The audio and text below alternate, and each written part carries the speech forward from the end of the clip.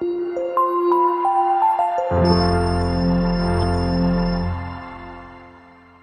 let's face it, we're davening for ourselves. You say, Salach lanu avinu, Hashiva shofteinu, Raminim, Rifaeinu, Barech Hasharim. All these things is for who? Seemingly for who? For me. Hashem, give me parnasa. Poteach etedecha for me. So how are we called Eved Hashems at the end of the day? How are we servants of Hashem? The answer is we're not.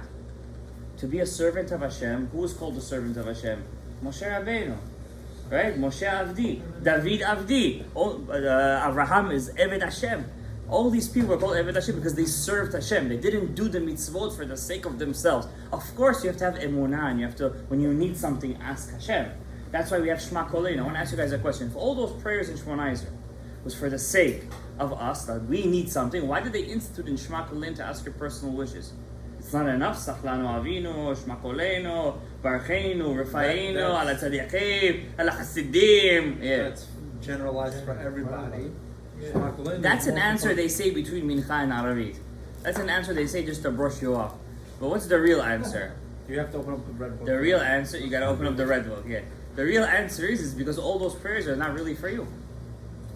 Not for you.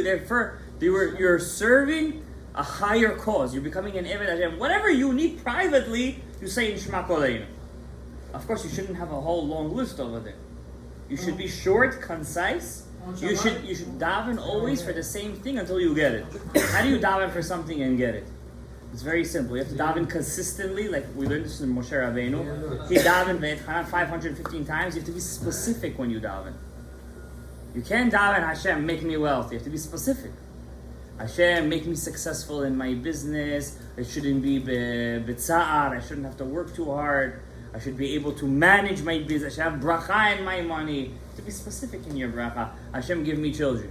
May they be healthy children. May they be tzaddikim. May they be kedoshim. You have to speak specifically to Hashem. Why? Before the tefillah gets to the Heichal HaMarom, we call it Heichal Kiseh, the Heichal Kodesh Kodashim.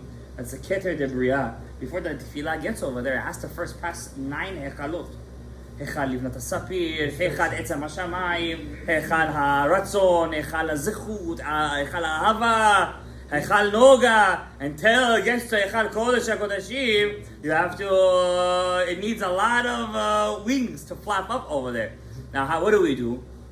We have cheat sheets. Not really cheat sheets. Hashem gave us specific things to do to make our tefillot go up. For example, minyan. You understand? Rosh Hashanah, for example, needs a lot of preparation. So we need slichot before Rosh Hashanah. Elu. By the way, slichot over here, 6 o'clock tomorrow, Rabbi say. Okay? So we need those slichot to help us for Rosh Hashanah. If we're not prepared for it, we're not going to be there ready. So what's the point of going to Rosh Hashanah? You understand? Like somebody says, the Ariya Kadosh says, and the Ben Ishai brings this down, that a person who doesn't cry on Rosh Hashanah, it's not considered like his neshama is shalem. Now somebody says, but the Rav Ovadia says you're not allowed to. So who's right, who's wrong? They're both right. How? If you're forcing yourself to cry,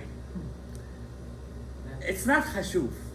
But let's say you're sitting there in davening, and it just comes to you, it comes out of a ratzon. That means, the Ari says, the Ben Ishai brings this down, that when a person davens the Rosh Hashanah Yom Kippur, you have to feel the day. If you don't feel the day, that means you don't feel like you're in Yom Adin. If you don't feel like you're in Yom Adin, obviously you don't feel like you're in Eved Hashem. So how could you take out a tear?